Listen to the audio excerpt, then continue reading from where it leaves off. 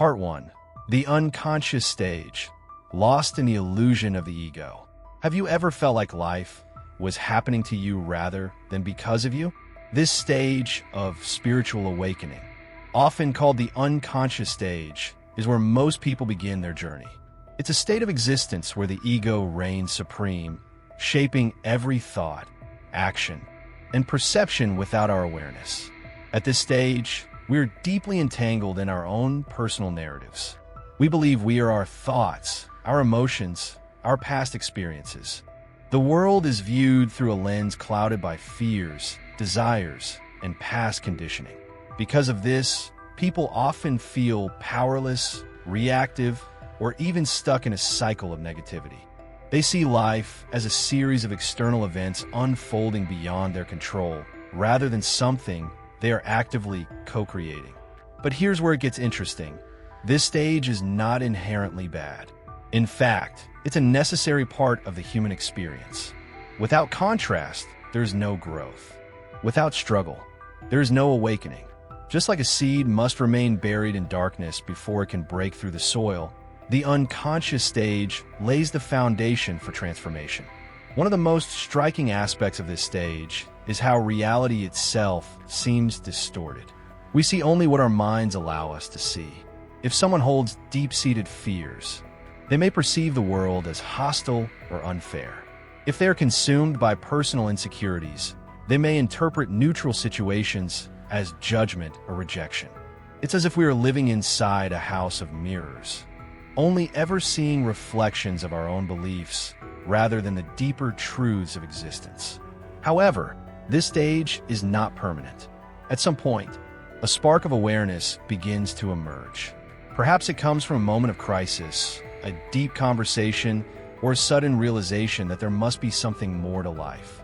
This is the beginning of the shift, the first crack in the illusion. And once that crack appears, there's no turning back. The journey toward awakening has begun. Part 2. The death of the ego. At some point in the journey of spiritual awakening, we are confronted with a powerful and unsettling realization. The ego, the carefully constructed identity we've built over the years, is not who we truly are. This is the stage known as ego death, a profound transformation where our sense of self is stripped away, revealing a deeper, more authentic existence beneath the surface. From the moment we are born, we are conditioned to see ourselves in a certain way. We develop attachments to our name, our status, our beliefs, and our personal history. Society reinforces this by assigning labels, roles, and expectations, shaping our perception of who we are supposed to be. Over time, we begin to mistake these external identities for our true essence. But what happens when we realize that these are just illusions? That the self we have been protecting and defending is merely a collection of thoughts, memories, and conditioned behaviors? This realization often comes suddenly, like a lightning bolt that shatters the foundation of our reality. Everything we once believed about ourselves, our personality, our ambitions, even our spiritual convictions begins to crumble. We start to see that many of the truths we held on were not really our own, but were inherited from culture, family, and past experiences. The process of ego death is rarely comfortable. It can feel like standing at the edge of a vast, dark void with no solid ground beneath us. There's often a deep sense of loss, as if everything we once knew has been taken away. Some describe it as an existential crisis, where meaning itself seems to vanish. It can be terrifying to realize that the person we thought we were doesn't truly exist in the way we once believed. However, within this emptiness lies immense potential. While the dissolution of the ego may feel like death, it is in truth a rebirth. When illusions fall away, they create space for a new way of being, a new way of seeing.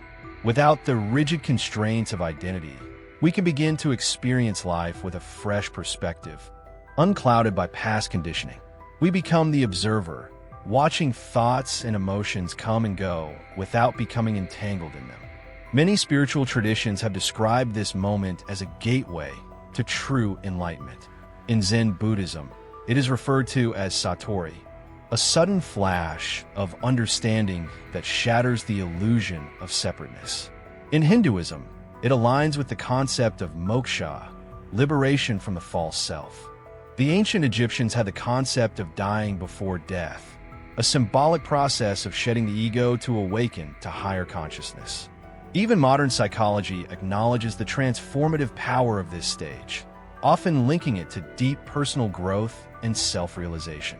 Yet, ego death is not a one-time event. It is an ongoing process.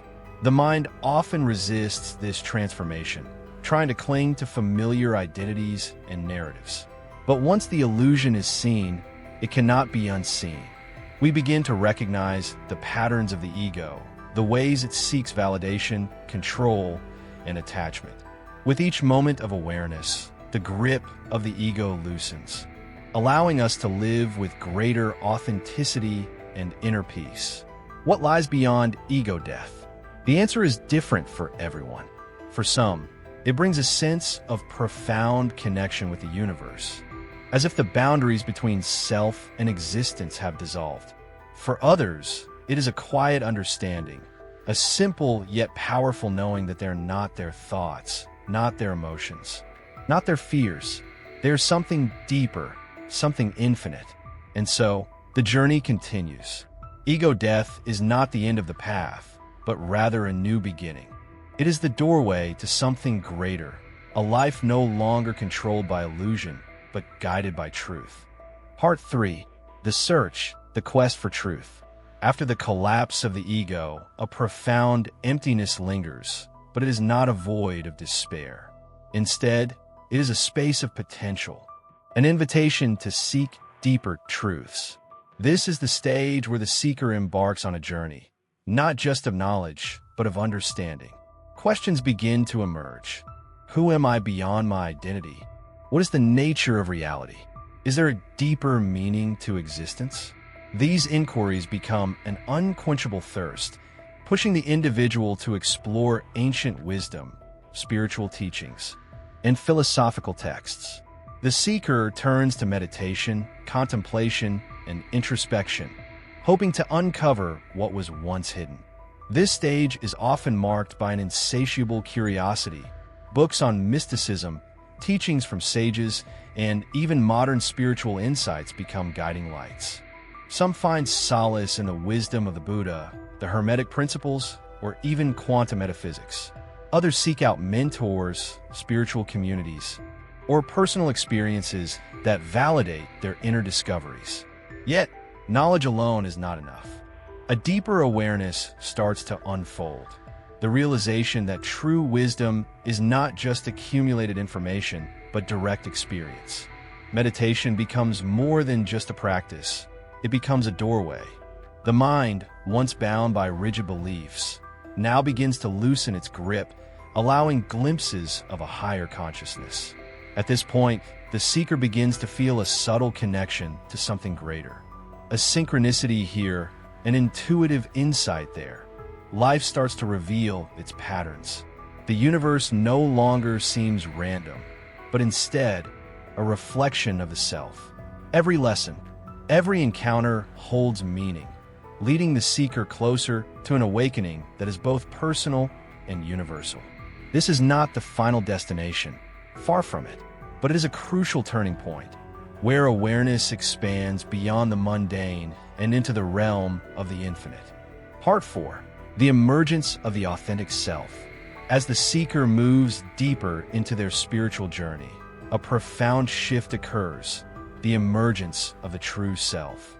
This stage is both liberating and challenging, as individuals begin to strip away the layers of conditioning that once dictated their thoughts, actions, and beliefs. For years, many of us have unconsciously conformed to societal expectations, playing roles designed to fit in rather than express our true nature. But now, that illusion crumbles. Pretending becomes unbearable. The masks we once wore, whether in relationships, careers, or social interactions, start to fall away. We no longer feel the need to please others at the cost of our own authenticity. As this transformation unfolds, life naturally reorganizes itself. Relationships that were built on pretense begin to dissolve. Jobs that no longer align with our purpose feel unbearable. Habits that once provided comfort now seem empty. It's as if an internal compass, long dormant, has awakened and is guiding us towards something more meaningful. This period can be chaotic. When we stop conforming, the structures that once defined our reality may begin to collapse. Friends may drift away. Old ambitions may no longer make sense. This can feel unsettling, like standing in the eye of storm. But this storm is necessary. It clears away everything that is not truly us, making space for something deeper, something real. As we navigate this upheaval, moments of clarity shine through. There's a newfound sense of peace in simply being ourselves. We start embracing our quirks, our passions, our unique way of experiencing the world. Life becomes less about external validation and more about inner fulfillment. The emergence of the authentic self is not about achieving perfection. It's about embracing wholeness. It's about accepting both our strengths and our shadows, knowing that both are essential parts of our journey. As we continue forward, we begin to live with greater intention, guided not by fear, but by a deep knowing that we are exactly where we need to be. Part 5.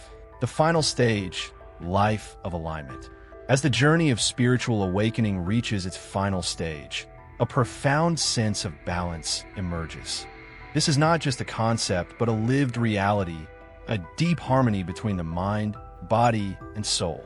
No longer bound by the conflicts of the past, one begins to embrace their full self, accepting both strengths and imperfections with unconditional love. This stage is marked by an effortless flow with life. Instead of resisting, there is surrender, not in the sense of defeat, but in trusting the natural rhythm of existence. One no longer clings to outdated identities or struggles against inevitable change. Instead, life is met with grace and acceptance, unconditional self-love and forgiveness. With this alignment comes a newfound ability to forgive not just others, but oneself. The weight of past mistakes, regrets, and self-judgment begins to dissolve, replaced by a compassionate understanding that every experience, no matter how painful, was a necessary step in the journey.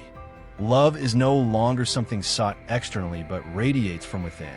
Connection with all life. At this stage, a deep awareness of interconnectedness unfolds. Nature is no longer just scenery. It is a living, breathing extension of oneself. The trees, the wind, the stars, they all speak a silent language of unity. This realization brings a profound sense of peace, as the individual sees themselves as part of a vast, intelligent, and loving universe, embracing both light and shadow. Perhaps the most liberating truth at this stage is the understanding that light and darkness are not enemies, but partners in the dance of existence. There is no need to suppress or fear the shadows within, because they, too, are teachers. By integrating both, a person steps into their wholeness, no longer fragmented or divided within. Final reflection. What stage are you in? As this journey comes to a close, it is important to remember, spiritual awakening is not a final destination, but an ever-unfolding process. There are cycles within cycles, and no two journeys are the same. Now, I invite you to reflect. What stage of awakening do you feel most connected to right now? Have you experienced moments of deep alignment, where everything feels in harmony? Share your thoughts in the comments below. Your journey might just inspire someone else on their path.